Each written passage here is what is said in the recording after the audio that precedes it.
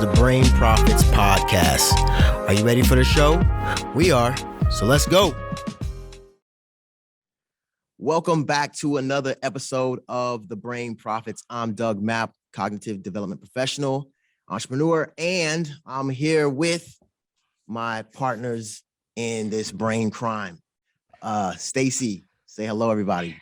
Hey everybody, Stacy Busby, executive coach. I disrupt limiting beliefs and mess with the thinking of some of the smartest people I know so that they can create what others think is impossible. And we're also here with our great friend, the doc. Hey, I'm Dr. Philippe Dion. I'm a board certified neurologist, author of the book Neuroplasticity, Your Brain Superpower, the ebook Change Your Brain, Change Your Life, and creator of the online course Take Charge of Your Brain. And we've got a really awesome guest today. I'm super excited about this. It brings me back. I don't want to age myself, but damn, it brings me back like almost 20 years. So I'm looking forward to this conversation. Oh man, me too. Well, we are here with Dr. Aldwin Soumare. Welcome to the show, Doc. What's going on? Yeah, what's going on? What's good? Thank you for having me here. I'm blessed, feeling grateful. Yeah, so you're a fellow New Yorker. So there's three of us that have been in the Bronx, or at least me and you have been in the Bronx. Yes, Philippe is sir. in Queens. But welcome to the show. Glad you could join us. You're now in the South, though, aren't you? Yes, sir. Yeah, I'm currently in the South in Atlanta, Georgia, but I also my mom lives in the Bronx, so I'll go up there every now and then. Yeah. How you liking it in Atlanta? I love Atlanta. Black entrepreneurship, Black intellectuals, opportunity for excellence each and every day when I go down the roads. I always have a chance to meet people, individuals that are like just having a standard of professionalism and just trying to be better versions of themselves. So I really love Atlanta.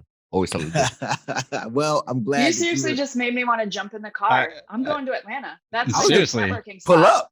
Okay. Well, I'm going. Wherever you're going next, listen, I'm in the car. 3 hours That away. Let's go. beats the way Doug talks about Tennessee by far. Oh no! Wait, no! Whoa. Hold on. Atlanta I'm is about to not invite East him up to Knoxville, or Maryville. East Though. Tennessee. Yeah. I'm about to invite him to Maryville, though. He's on his way. He's got to come up to Maryville, check out Knoxville, and we chop it up here in person. Oh, I've been in Knoxville. No worries. I did one of my masters in Harrogate, Tennessee, which is an hour and a half from Knoxville. So I know Knoxville pretty well. Yeah. So there you go. I missed some flights out of the airport out of there. I'm ashamed to say. But then if you went out of the airport, you were like 10 minutes away from the house. So, so you were close, real close. Anyway, So, did graduation happen yet?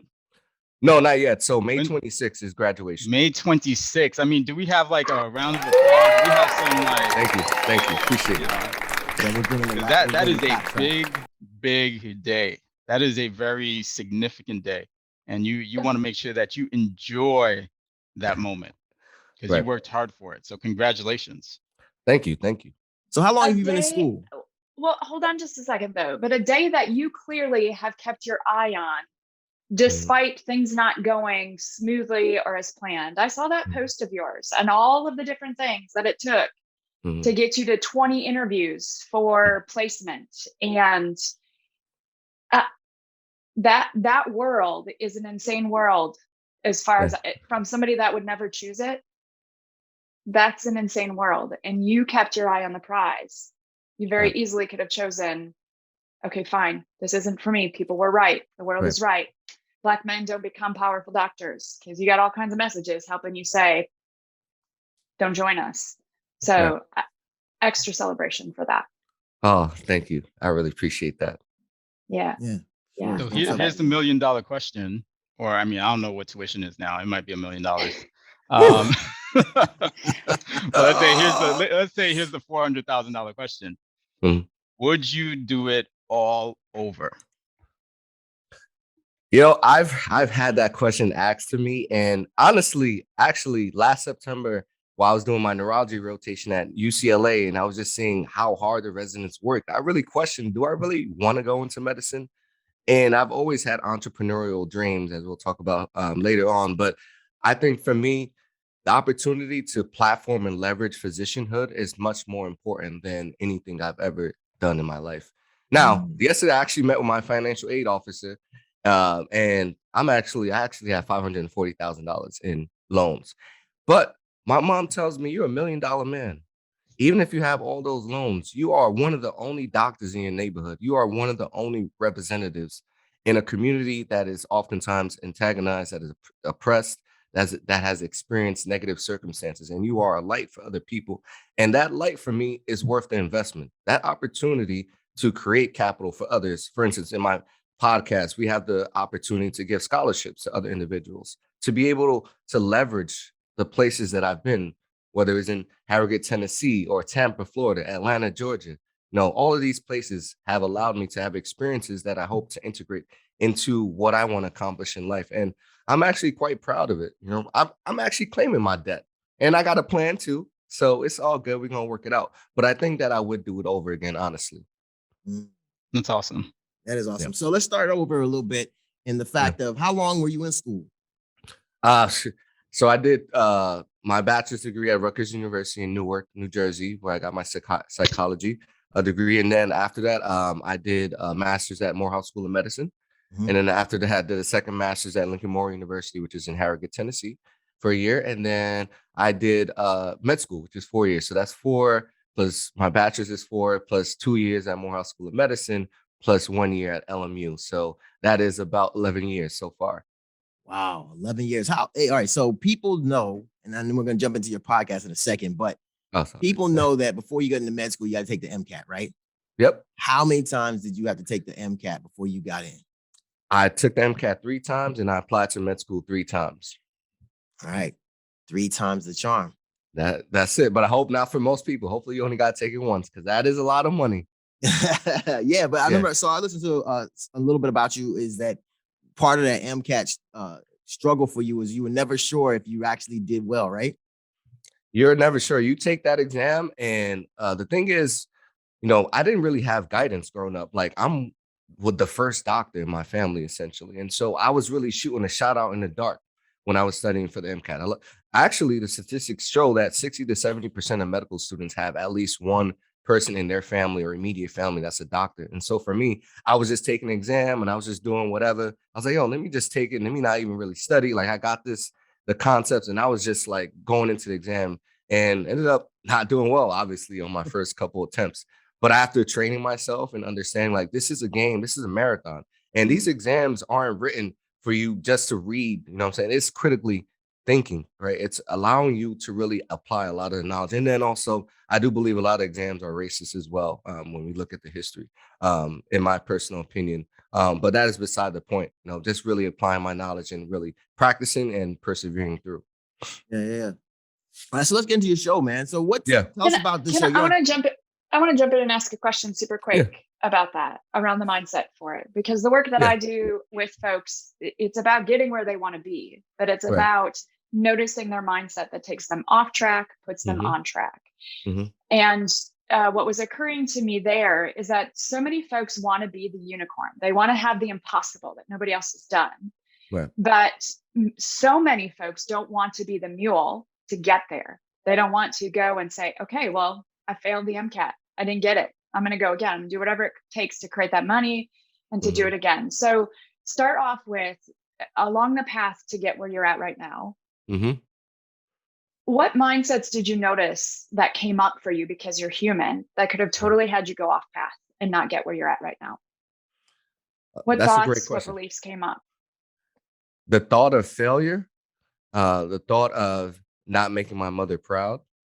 But I think that for each individual on this earth, failure is never final. Failure is part of the destination towards success and excellence. And I always reminded myself of, there's more to this instance. There's more to this challenge than me.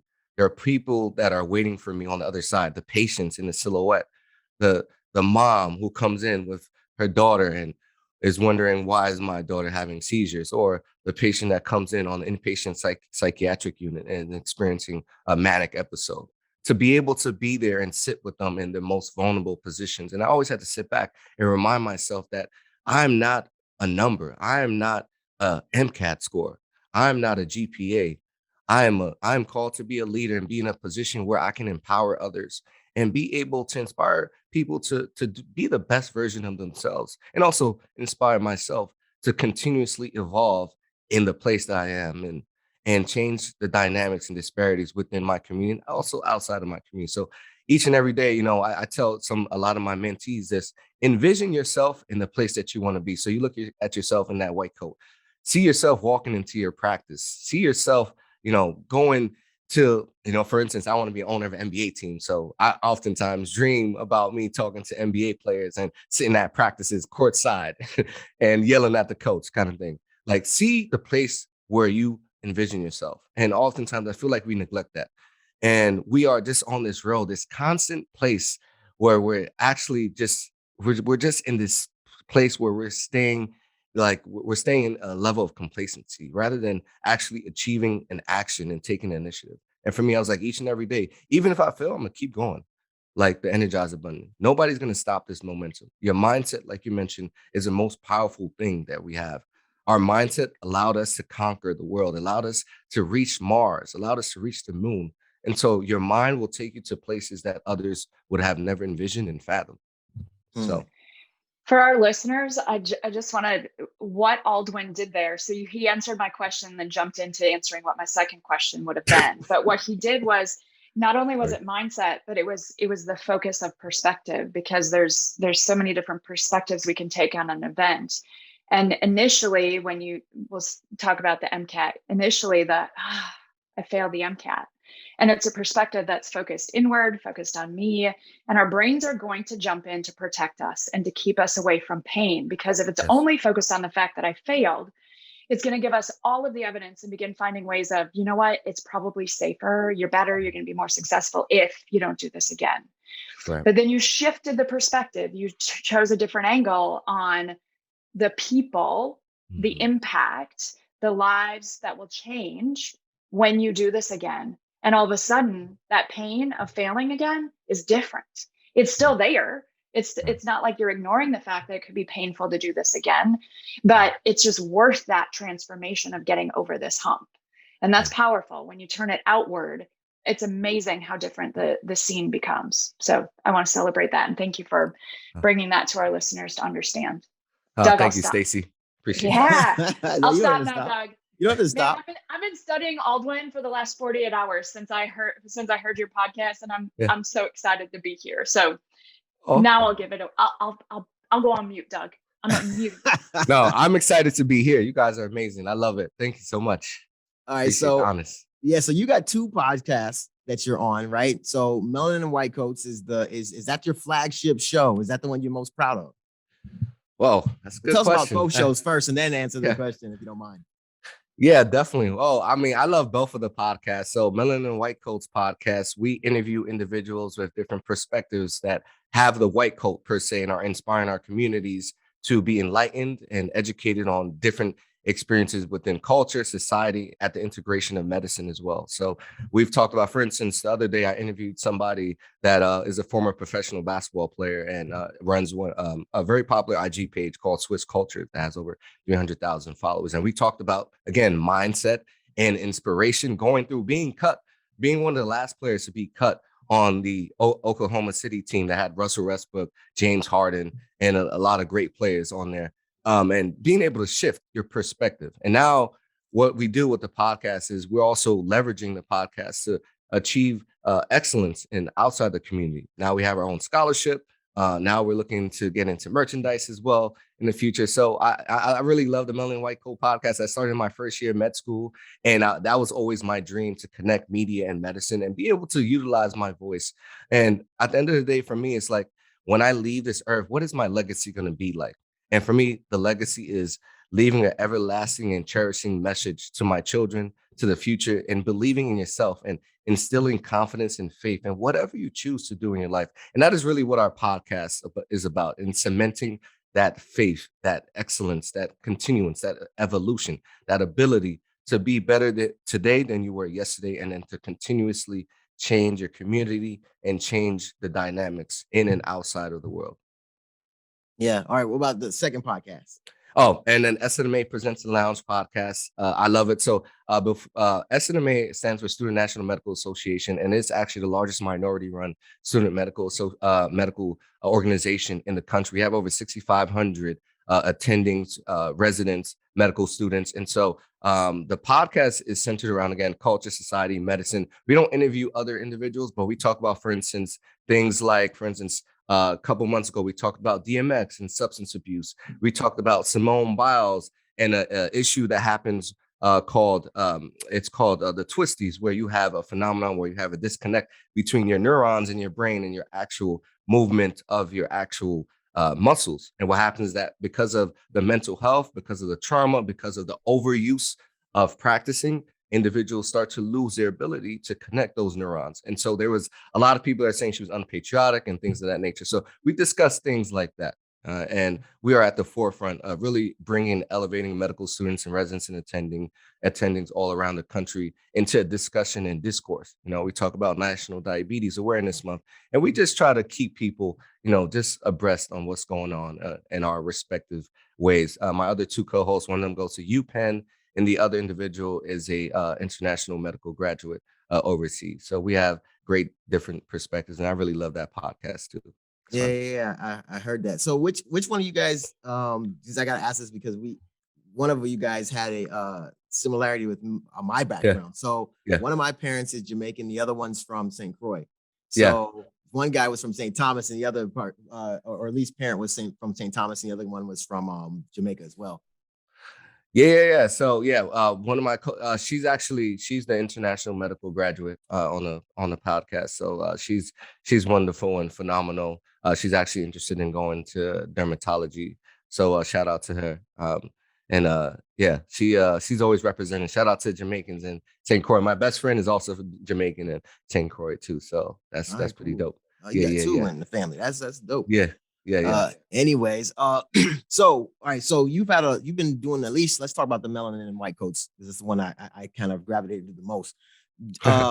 What was over the last couple of years, what was your favorite interview topic that you guys kind of reached out and did? I hope I don't offend nobody that I've interviewed. Man, he's setting me up good. One of my favorite ones, honestly, was with it was an interview that I did with a current pediatric resident at University of California, San Francisco. Her father was on the Showtime Lakers, and we talked about his dealing with substance abuse. Unfortunately, he died from cocaine-induced a heart attack and MI, several years ago in the 2000s. But we talked about her living in a single parent household and how his traumas and his dealing with his own personal demons affected her upbringing and her growing up, how it affected her brothers, who one of them ended up playing professional basketball, but it affected his perception of his dad and his confidence in himself and his self-esteem. And so I really love that transparency. And then really connecting to the mental health space, really, it inspired me and encouraged me in so many different ways to say, these are the discussions we need to have. Actually, recently, one of the podcasts I did was on addiction. And we oftentimes, actually, this month is National Mental Health Awareness Month, and this week is National Prevention Week. And we talk about addiction being a plague, an issue with the individual itself. But addiction is really an issue with the brain. It's an issue with your neurochemistry, with dopamine, with the genetics. And talking to that, I think is really important for us, especially in our communities, to really look at the environmental and genetic factors that influence addiction. And so that's really one of my favorite episodes, because we really talked at length about why we need advocacy, why we need representation in that space, and why we need more understanding and looking at the behavior and looking at why people from the day-to-day basis are making these decisions. And we as physicians need to be leaders in that space. And whatever we choose to do, addiction affects a lot of people across this country. Yeah, I would guess that you're gonna have to, or we, although I'm not a doctor, but we in this space of helping people, we're gonna have to jump in with big pharma and help out by, giving out more medicine to make it all work. What do you think, Philippe? Yeah, I don't agree with that, but I was gonna say, let's see what he says. So yeah. So on this show, sometimes we just have to ignore Doug Mapp. Hey, that's how the stocks go up. If you've been following some trends, they've got some. You see the biggest growth in the market is in big pharma. Yeah, of course, especially after this pandemic. Yeah. But So I am so proud to hear you speak. I think you speak so eloquently about your passion for patients, uh, neurology, psychiatry. Um, I know that you are humbled. You recognize how being there for patients in a time where it is the most vulnerable time in your life is an honor. And so I wonder, as you now transitioning to being this new doctor, how Mm, are you going to manage being just as good to yourself mm. as you're going to be to other patients, right? Because Whew. that Yeah. that that's not easy to do, especially in the culture of medicine, which is so much about sacrificing its healthcare providers in terms of the time that we spend, the resources that we give. And so I really wonder what your plan is for that. You know that, and shout out to you because we talked about, I actually interviewed Dr. Dion on my podcast, so that'll be dropping soon. Stay tuned on that. But we actually talked about that, and I think for me, um, reminding myself to be human in medical school, I came into medical school saying honestly, and people respectfully, you can feel how you feel about it. I came into medical school saying that I did not want to be the top of the class. I wanted to be a human being that was committed to service, to community, and also, like you mentioned, to myself. Because if your mental state and physical state is not up to par, then how can you expect your patients, the patients that you influence and impact and affect, to have the ability to be up to par in their health, in the way that they, behave, the decisions that they make? And so you are a model of that success. How can you, as a physician, be obese, but then tell somebody to lose weight or go exercise? How can you, as a physician, smoke, but then tell your patient to stop smoking? How can you, as a physician, tell your patient to not sleep, to sleep and get proper sleep maintenance, but then you sleep 2-3 hours a week and work 80 hours, at the end of the day? And so creating that standard and that space where I'm continuously evolving. And for me, I make time each and every day to meditate, to do yoga, to stay in tune with the things that make me human, being able to go outside and ride my bicycle. I think all of these things, and even podcasting, connecting, going outside of the framework of medicine is so important to me. And mentoring, being in these spaces that I'm challenged and that I have the opportunity to elevate my game and elevate myself. Last year, for instance, I randomly got season tickets to the Atlanta Hawks. So I would just go to these games by myself and I would just meet people. I got cool with the DJ for the Atlanta Hawks. I'm like, if I'm invested in owning an NBA team, then I need to invest in a team. So taking that decision and imparting that passion into myself. And that started off with just saying, hey, let me spend $800 for these season tickets. Let's Hold go. on, Yo, how do you yo. randomly get tickets, season tickets to an Atlanta Hawks game? Well, I mean, not randomly, but I mean, in the instance of, like, I just was like, hey, why not? Let's just go for it. Like, If you're it was gonna just invest in a team, random though, thought. if you're gonna invest in a Yeah. team, I hope you go back home and invest in the Knicks because we need help. Oh, yeah, I'm gonna have to. You need some help. 73. 73. Yeah, I know. 73. If you Jeez. know, you know. Yeah, if you know, you know. And it may not be in my lifetime. Oof. Oh man, the closest we got was Allen Houston and Spreewell. Right. Late that? 90s. Yep, Yep. late 90s, man. Anyways, I was talking crazy during those times. I told some of my friends that Allen Houston was better than Kobe Bryant. Wow. Yeah, I wouldn't take it that far, but I actually got Kobe on my back of my phone. So, I'm religiously a Kobe fan. So we're gonna have to have a debate on that. No. Well, it's not the truth. You know what happens when you got lie sometimes. Lying season pops up every once in a while. But anyways.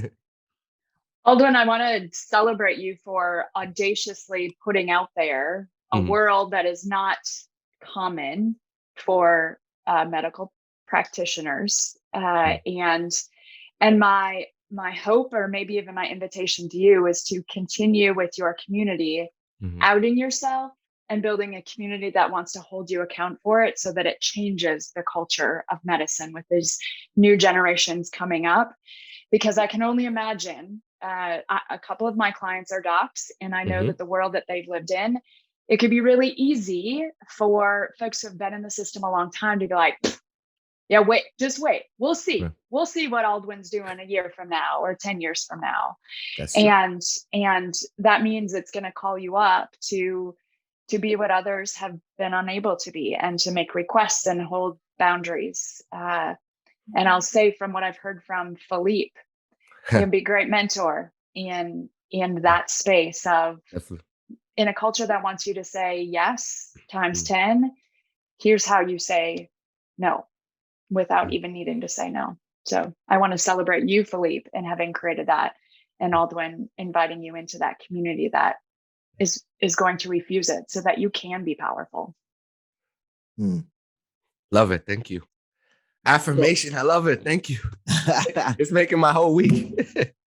So to wrap up your show, or at least the shows that you have, what's where are you trying to take the shows at the end of the day? Are you going to keep going after the graduation, or is it something that's going to stay forever, or what's the plan? You know, funny thing is, my executive producer for the SNMA Presents the Lounge podcast, she asked me, because she's going to ophthalmology residency and she's leaving, and she asked me, "Are you gonna stay on the show?" I'm like, "Hell yeah, I'm staying on the show. I'm gonna make it happen, rain or shine, baby." Like, podcasting is my passion.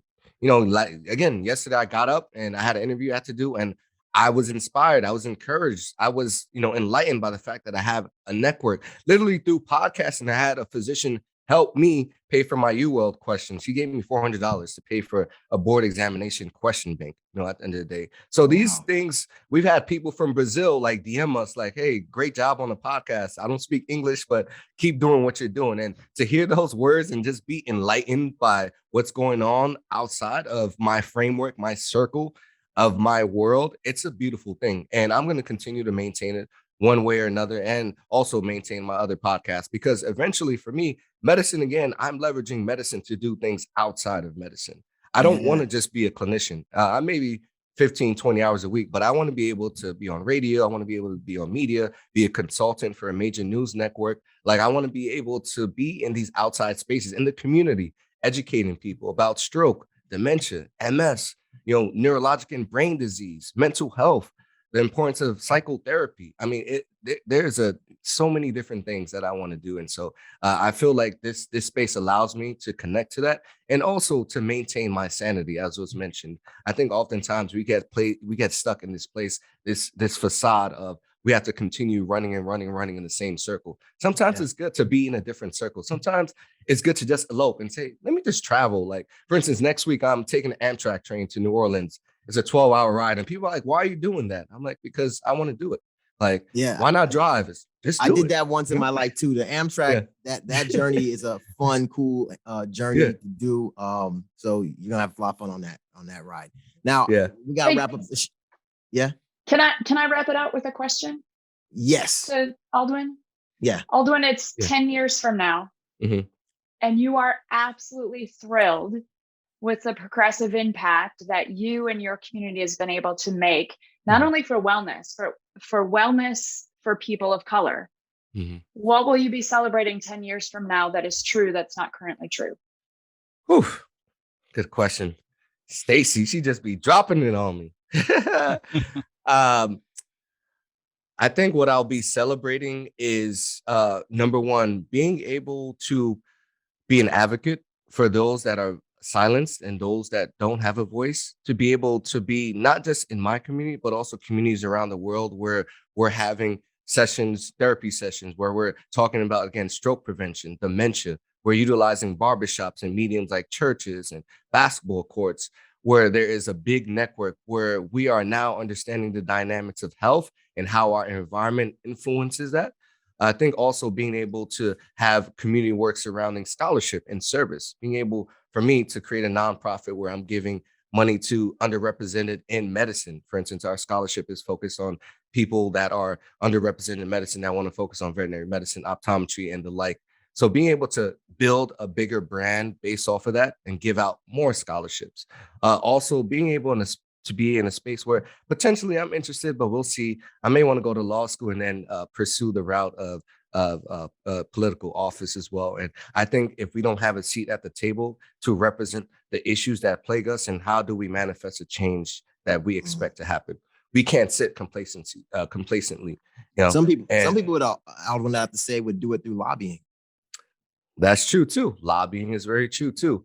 But I really believe political office does invoke a power that's slightly elevated than just lobbying. But I think lobbying is also important too. But we'll see. I actually did a political advocacy internship for 1 month at the Georgia Capitol here. And I saw how powerful it was to vote on, various bills. For instance, they voted on a bill in regards to a lot of our police officers and a lot of our frontline professionals in Georgia. If you experience trauma in a situation, for instance, if you get into a car accident, if you don't have any physical detriments or any physical impairments to you during a car accident or whatever traumatic accident that occurs, you can't be seen by a therapist, essentially, even if you have PTSD. If you saw another policeman get shot, for instance, you can't be seen by a therapist in terms of your insurance covering that. So those issues are very important. Like, these are issues that we have to be at the forefront of. And for our communities in particular, I think that I can leverage my physicianhood to make different changes. But I really love that question. And it's things that I constantly think about when I wake up in the morning. And thank you for reminding me of that. Yeah, man. Well, hey, this was just part one of a conversation that we're going to have. We're going to bring you back for part two.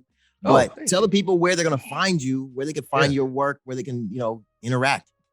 Yeah, definitely. So you can check out my podcast at Melanin, Melanin, White Coats. We also have an Instagram page. It's the same thing, Melanin White Coats. My Instagram page personally is Bronx, BRONX, Neuro, NEURO_DO. And it's crazy that name started before I even started medical school. I ended up going to neurology, when I'm a DO and from the Bronx. But anyway, and as well as you can check our podcast at melaninwhitecoats.libsyn.com. And we're also on Apple, iTunes, Google podcasts. We're on Spotify, so you can check us out there. And then on Twitter, my Twitter page, or Twitter handle is enrichingdocbx. As you can see, I always represent the Bronx. So shout out to the Bronx. It made me and it raised me. You heard? Boogie down, baby. That's right. Yes, big ups. All right, man. So you guys heard it first. You know where to find him. You'll see some of his stuff in the show notes or the show description. Until next time, you were listening to The Brain Prophets. We're out. Peace. Thank you, guys. Cheering for you, Aldwin. Oh, thank you.